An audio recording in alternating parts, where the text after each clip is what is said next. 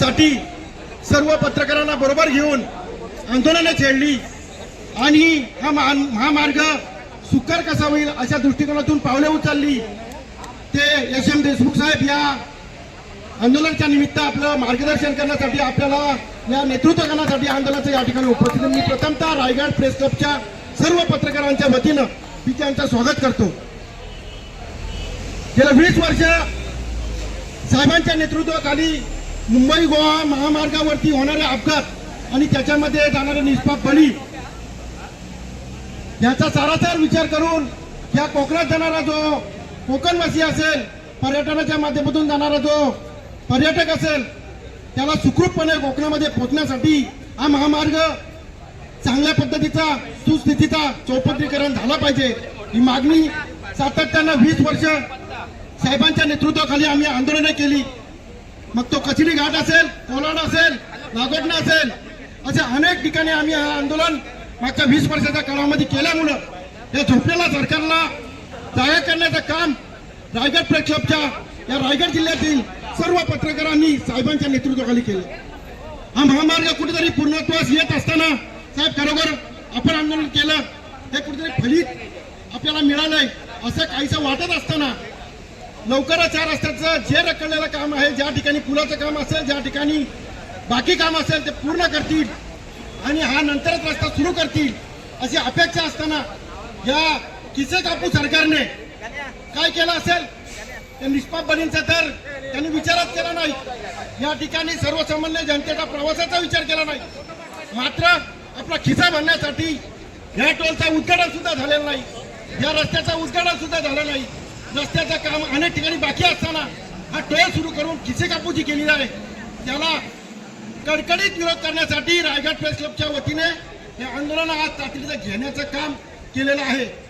माझी सरकारला विनंती आहे, साहेबांनी जसं सांगितल्याप्रमाणे या रस्त्यावर गेलेल्या जे निष्पाप बळी आहेत त्यांचा प्रायचित्त भोगण्यासाठी पुढच्या 10 वर्षाच्या कालावधीमध्ये हा टोल या महामार्गावर कुठलाही टोल चालू करू नका, तरच खऱ्या अर्थानं जे निष्पाप बळी गेलेले आहेत त्यांना खऱ्या अर्थाने या सरकारची श्रद्धांजली ठरेल।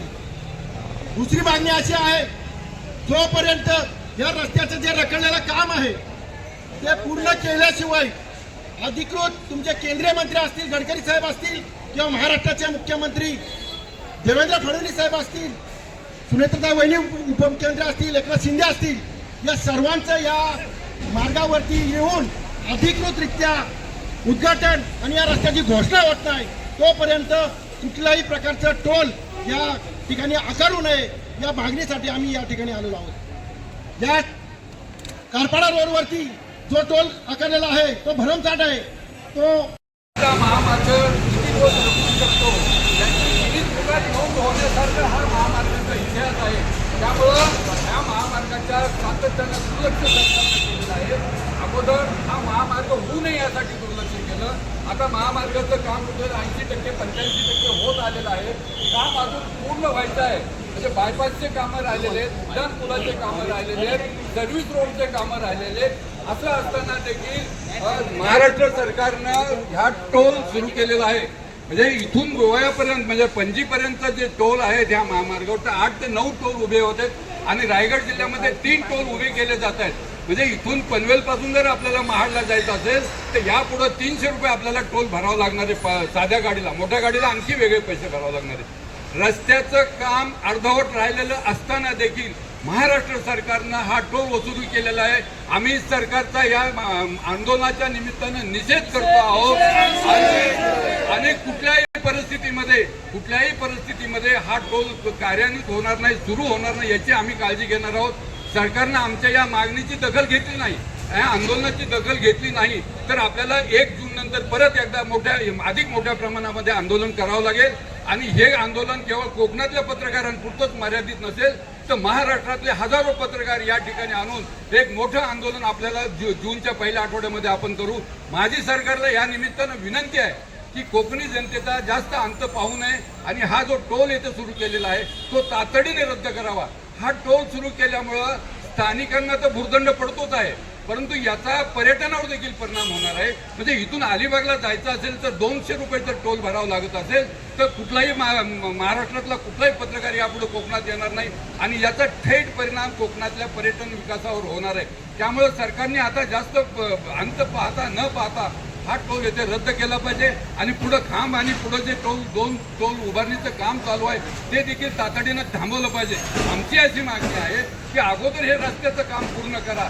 रस्त्याचं काम पूर्ण झाल्यानंतर त्याचं रितसर उद्घाटन करा. नितीन गडकरी साहेब असतील किंवा मुख्यमंत्री साहेब असतील यांच्या माध्यमातून हे काम पूर्ण उद्घाटन करावं आणि नंतर टोलबद्दल चर्चा करू. आता हा जो 95 रुपये टोल लावलेला आहे 30 किलोमीटरसाठी तो देखील जाचक आहे, तो देखील अन्याय आहे. याला देखील आपला सगळ्यांचा विरोध आहे आणि केवळ स्थानिक आणि बाहेरचा असा प्रश्न नाही तर हा टोल पूर्ण काम होईपर्यंत सगळ्यांसाठी माफ केला पाहिजे, पर्यटकांसाठी माफ केली. आणि माझी दुसरी अशी मागणी आहे की सरकारच्या निष्काळजीपणामुळं या महामार्गाचं काम गेले 20 वर्ष रखडलेलं आहे. या 20 वर्षामध्ये 2,500 लोकांचे जीव या रस्त्यावर गेलेले आहेत. जवळपास 8,000 लोक जखमी झालेले आहेत. तर हे सगळे सरकारच्या निष्काळजीपणाचे परिणाम आहेत. त्यामुळे आमची अशी मागणी आहे की पुढचे 10 वर्ष या रस्त्यावर कुठल्याही प्रकारचा टोल राखू नये. सरकारने याचं प्रायश्चित्त घ्यावं उशीर झाल्याचं आणि पुढची 10 वर्ष ह्या महामार्गावर कुठल्याही प्रकारचा टोल आकारला जाऊ नये अशी मागणी आहे. या संदर्भामध्ये आम्ही नितीन गडकरी साहेबांची भेट घेणार आहोत, मुख्यमंत्र्यांची भेट घेणार आहोत आणि ह्या सनदशीर मार्गाने जर सरकारनं काय दखल घेतली नाही तर जूनच्या पहिल्या आठवड्यामध्ये याच्यापेक्षा मोठं आंदोलन होईल. महाराष्ट्रातले हजारो पत्रकार या खारपाड्याला इथे येऊन आपला निषेध व्यक्त करू अशी आम्ही या निमित्तानं इशारा देऊ इच्छितो.